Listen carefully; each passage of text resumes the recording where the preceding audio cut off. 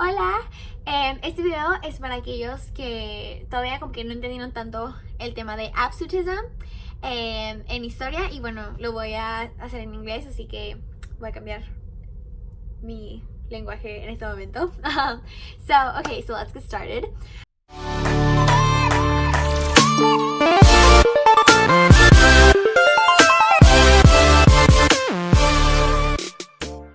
Well, what is absolutism?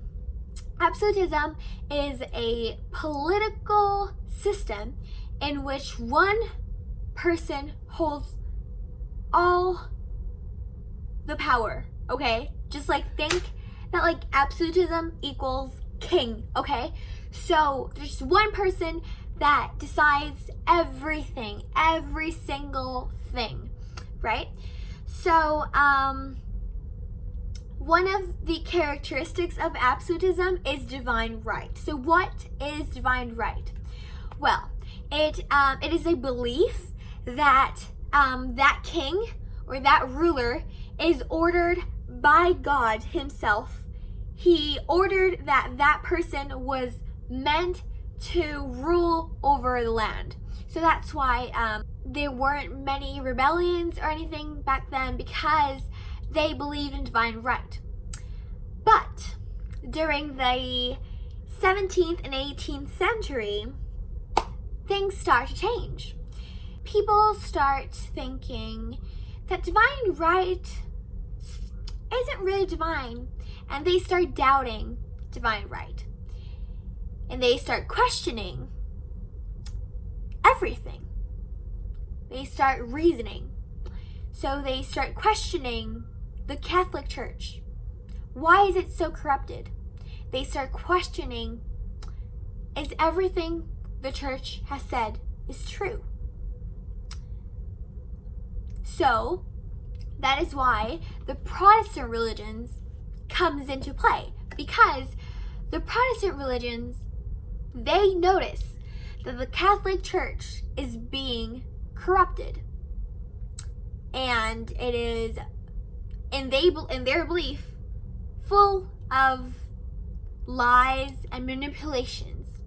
So they're still Christian, but they just don't believe in the Pope, because they believe that the Pope is not ordered by God, and the whole church is just man-made and malicious. So in this lesson, we are going to talk about two countries, England and France. Let's first start with England.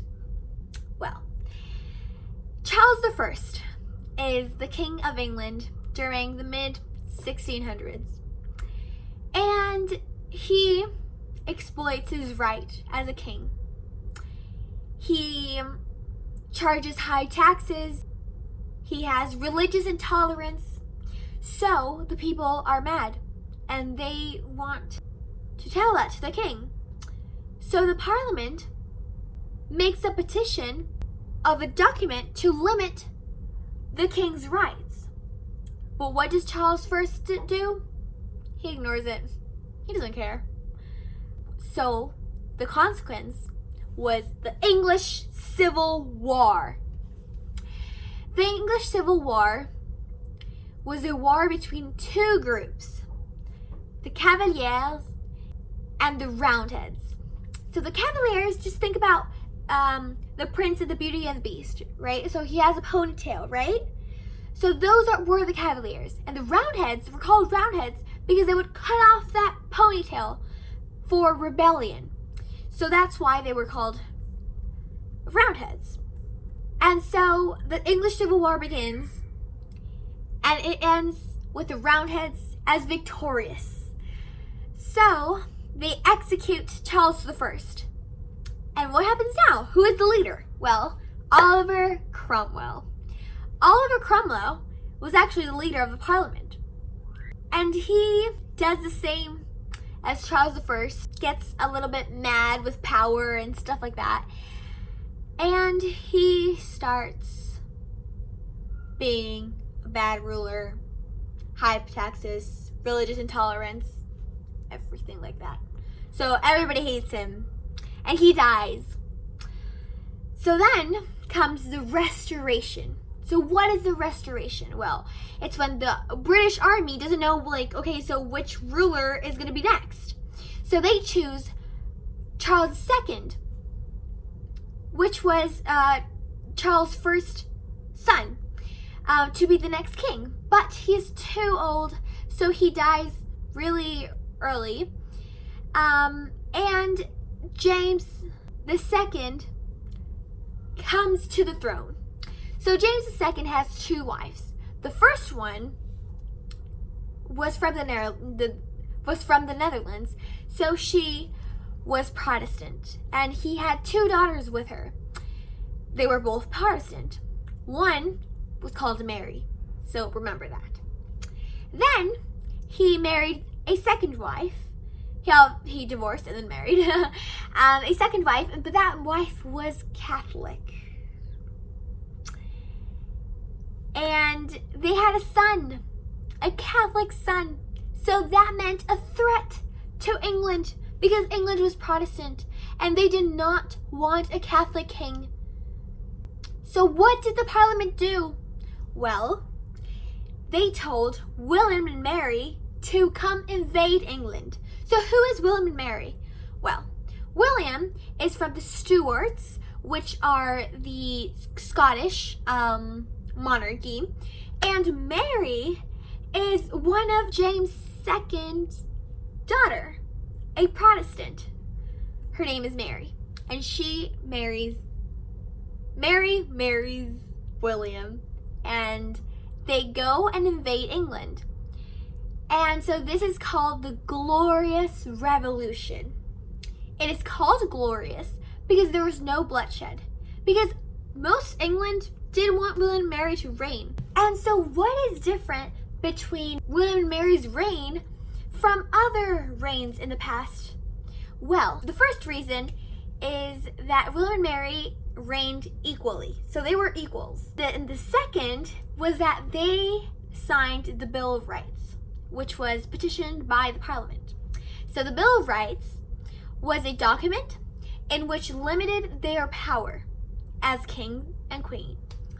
So this was the start of a constitutional monarchy. What is that? What is a constitutional monarchy?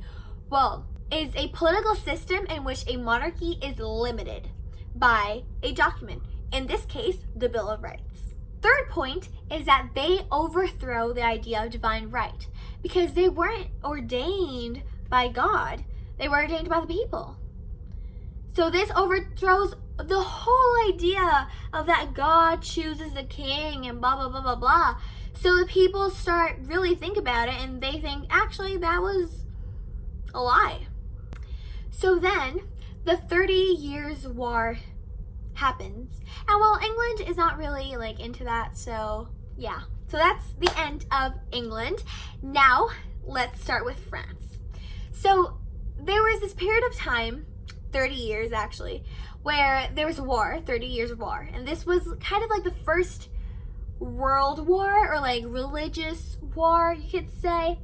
And they were fighting because, you know, again, Protestant versus Catholic, stuff like that. But nobody really wins.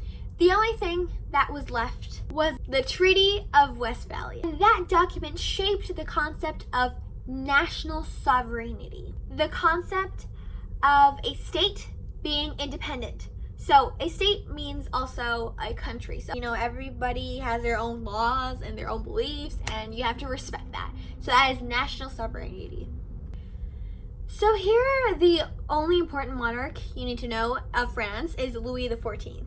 Now, he has many characteristics. He believed in divine right. He diminished the power of nobility or other governmental officials. He would trick them and, you know, just entertain them with parties and everything, while he would control everything.